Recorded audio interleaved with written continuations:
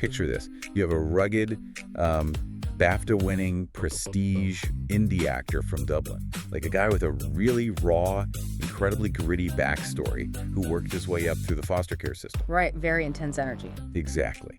And then you have a glittery, hyper-feminine former Disney pop starlet, someone known for pastel aesthetics and, these massive catchy hooks. Completely different worlds. Totally. On paper, it sounded like a chaotic PR madlib, like someone just pulled two random names out of a hat. But together, they created this high-octane cultural collision that completely redefined how celebrities commodify romance in the 2020s. It really was a masterclass in pop culture synergy, and ultimately a pretty dark cautionary tale about what happens when you invite millions of strangers to be the third wheel in your relationship. As always, I'm Frances Lake. And I'm Cameron Summer. And we are thrilled you could join us today.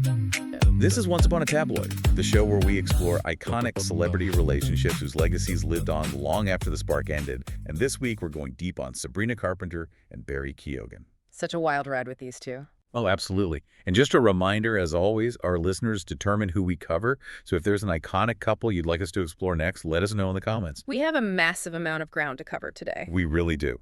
I mean, to figure out how this mismatched pairing briefly ruled the internet, fueled a historic pop album, and then just collapsed under the weight of their own fandom, we've pulled together a ton of material. Yeah, we're looking at fashion magazine profiles, Billboard chart data, Reddit fan threads. The DeuxMoi archives, which are always a trip. Always.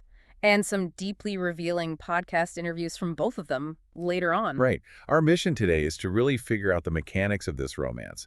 Like, how did it become such a powerful commercial engine for her, and why did it implode so spectacularly? Well, to understand the sheer impact of that collision, we have to look at the distinct orbits they were traveling in right before they met in late 2023. Yeah, let's set the scene. So Sabrina Carpenter was in the middle of a very deliberate, meticulous career pivot.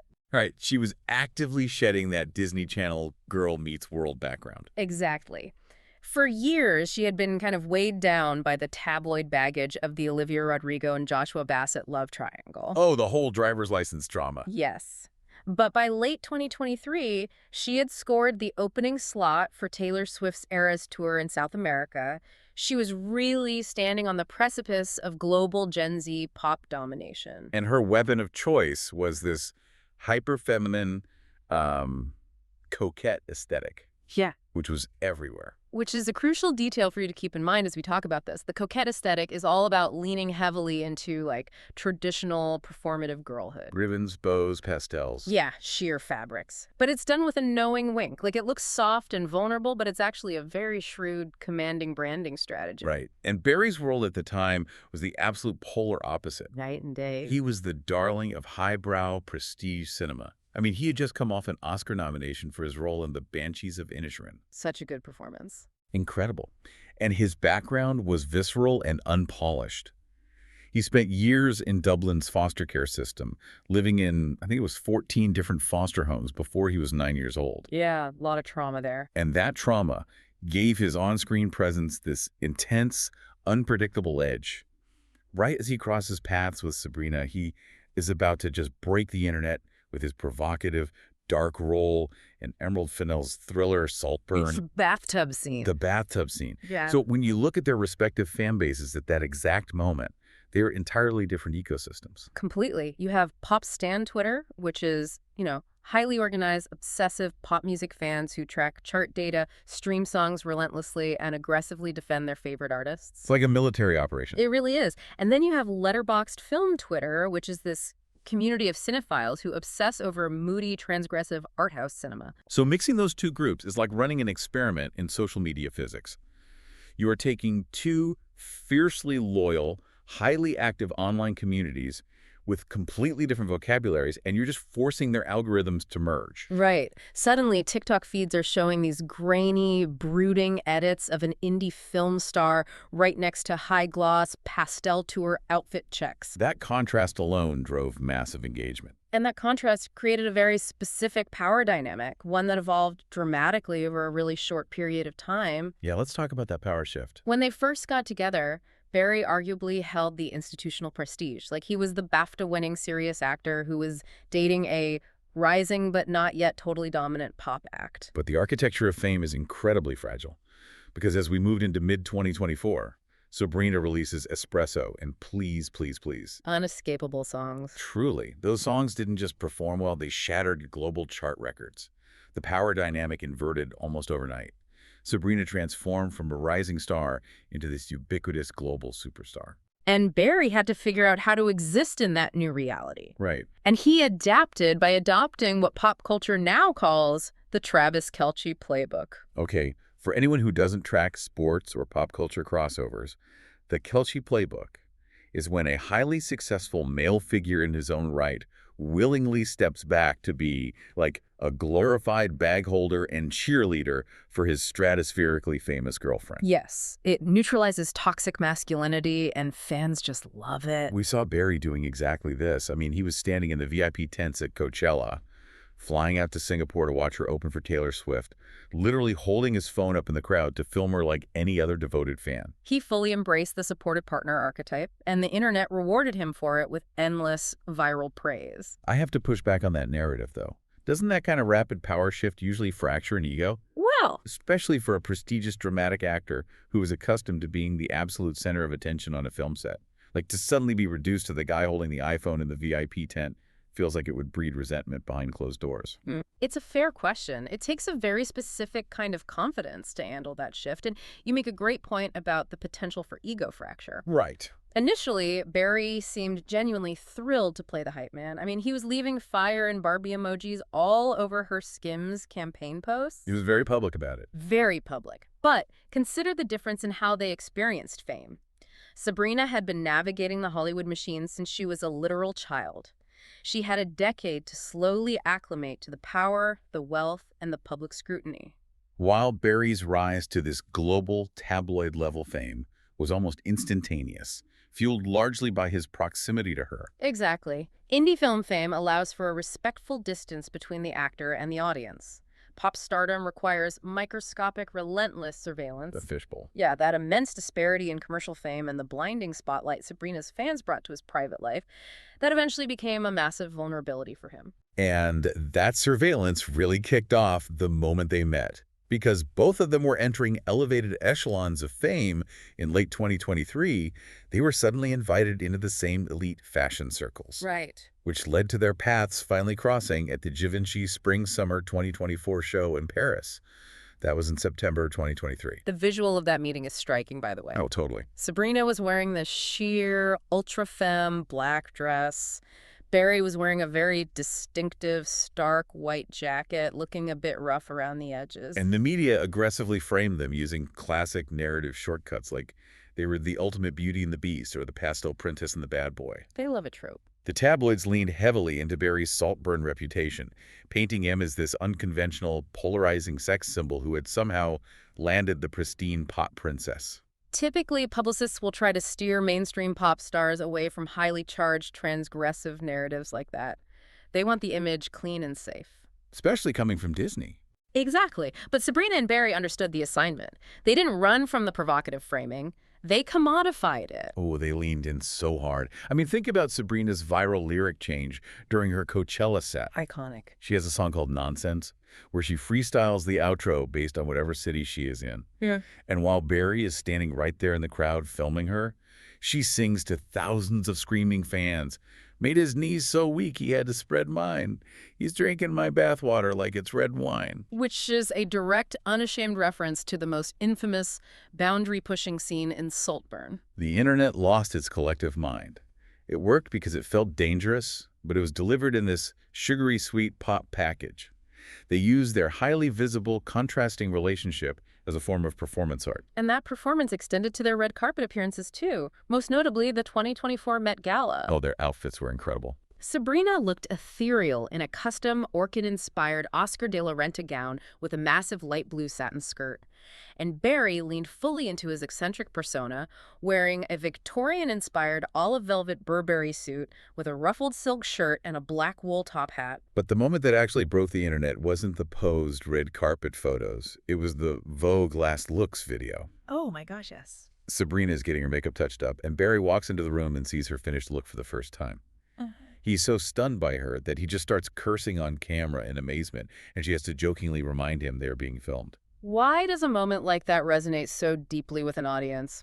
Because it breaks the fourth wall, you know? Right. That unscripted moment of pure adoration bypassed all the carefully crafted PR machinery and just felt authentic to the fans. It primed the pump for the ultimate hard launch in June 2024. Sabrina drops the music video for her Billboard #1 hit, Please, Please, Please. A cultural reset. Truly. And who is playing her bad boy love interest? Barry Keoghan. He gets into a scrap with the mafia, he gets arrested, and the video ends with Sabrina handcuffing him and tying him to a chair. That video is the perfect example of how Sabrina weaves exact biographical details of their relationship into her music. It wasn't just a private romance anymore. It became the commercial architecture for her album Short and Sweet. She turns her listeners into insiders. Exactly. If you want proof of how granular she gets, just look at the track Bedchem. The lyrics are basically a coded diary entry of that Givenchy fashion show in Paris where they met. Right, she sings about being in a sheer dress the day that we met. She asks, who's the cute boy with the white jacket and the thick accent? She talks about a guy with wide blue eyes and mentions that they aren't in the same time zone. It maps perfectly onto Barry and his Dublin roots. And Barry participated in the game. He posted on Instagram that Bedchem was his favorite track on the album, fully embracing his role as the muse. He loved it.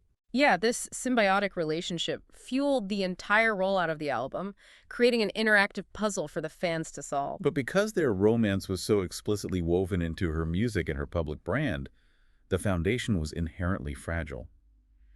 Every single piece of private friction they experienced was instantly magnified by a factor of 10. Right. And there were some very real tensions beneath those glossy magazine covers. First, you have a 7-year age gap. Sabrina was 24, Barry was 31, and they were occupying vastly different life stages. Yeah, Barry is a father. Exactly. He was co-parenting his toddler son, Brando, with his ex, Alison Kierans.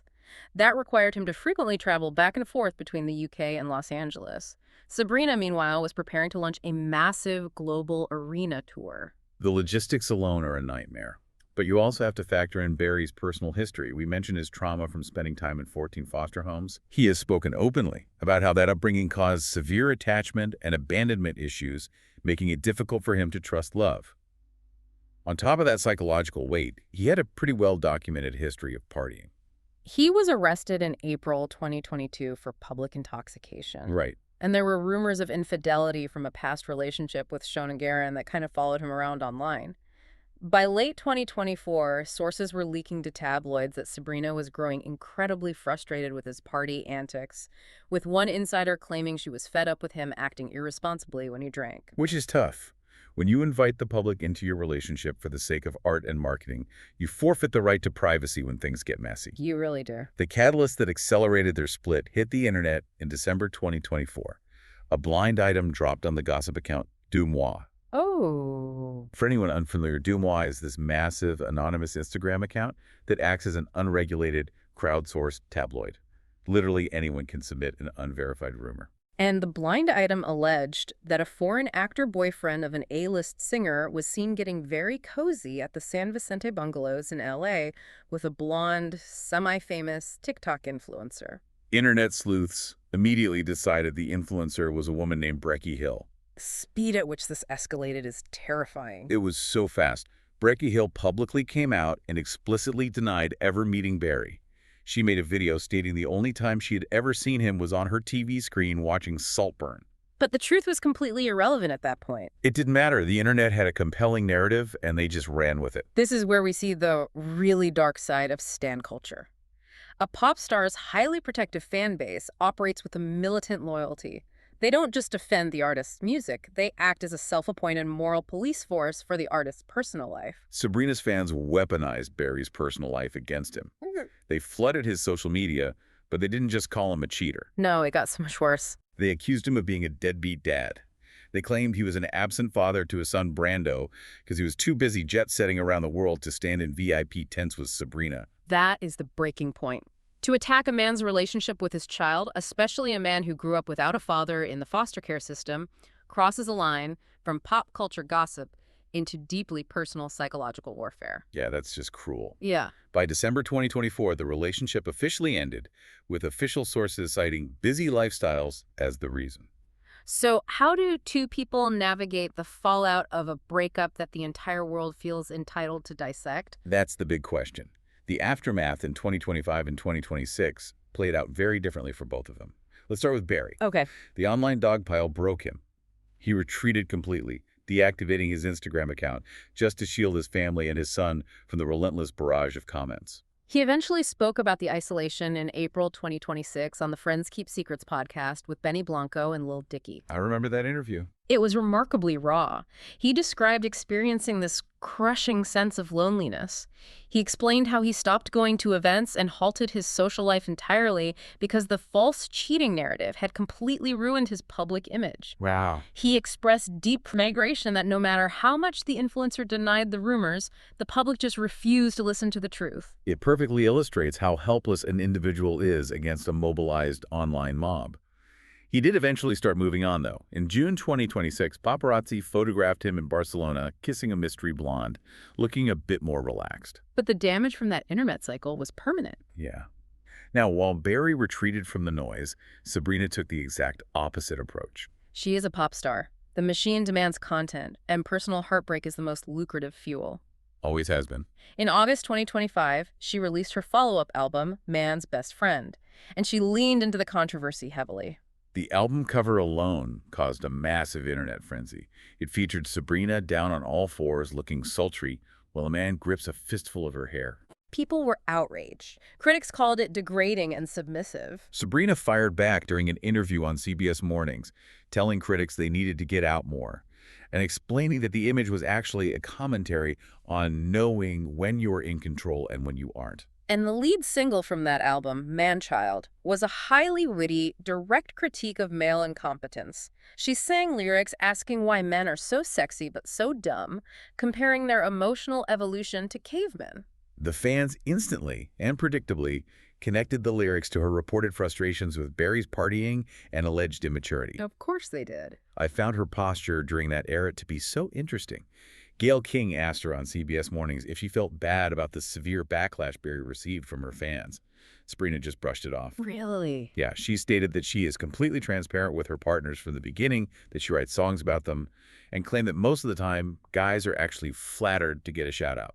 But is that a genuine lack of empathy, or is it a necessary defense mechanism? That's the question. To survive in the upper echelons of the music industry, you have to cultivate a staggering level of detachment. You have to view your own life as raw material for the product. And she doubled down on that product. Yeah. For Valentine's Day in 2025, she released a deluxe music video for Please, Please, Please, teaming up with Dolly Parton. Oh, I loved that video. It was amazing. The video ends with Sabrina and Dolly driving a getaway car. When they pop the trunk, there's a guy tied up inside wearing the exact same white tank top and jeans that Barry wore in the original video. A Barry Keoghan lookalike taken hostage for entertainment. Which perfectly cements the legacy of this relationship. Sabrina and Barry created a new blueprint for the 2020s pop era. They really did. They proved that you can take a highly visible, contrasting relationship and use it as an interactive, multi-platform narrative. They turned their romance into a puzzle that drove engagement and sold millions of records. But there's a massive warning label attached to that blueprint. We talk a lot about parasocial relationships, that one-sided bond where a fan feels they truly know the celebrity. Right. When you purposefully invite that parasocial energy into your real-life romantic relationship to help market your music, you cannot control the monster you've fed. You really can't. The machine demands heroes and villains. In the world of pop fandom, the pop star is always the hero, which means the ex-partner is inevitably cast as the villain, regardless of the nuanced human reality of the breakup. Exactly. That same culture that cheered for Barry in the VIP tent violently turned on him the second the narrative shifted, attacking his parenting and his childhood trauma. It leaves you with a really lingering, provocative thought to chew on. Think about how we consume these stories on our feeds every day. If a relationship is built from the ground up to be consumed by millions of fans as entertainment, Right. if it's utilized as a marketing tool to sell records and build brands, can the people inside that relationship ever truly be seen by the public as human beings? Or do they just become permanent, fictionalized characters in a pop culture cinematic universe? It is a question every modern celebrity has to seriously weigh before they decide to hard launch a romance. If there's an iconic couple you want us to go deep on next time, leave it in the comments.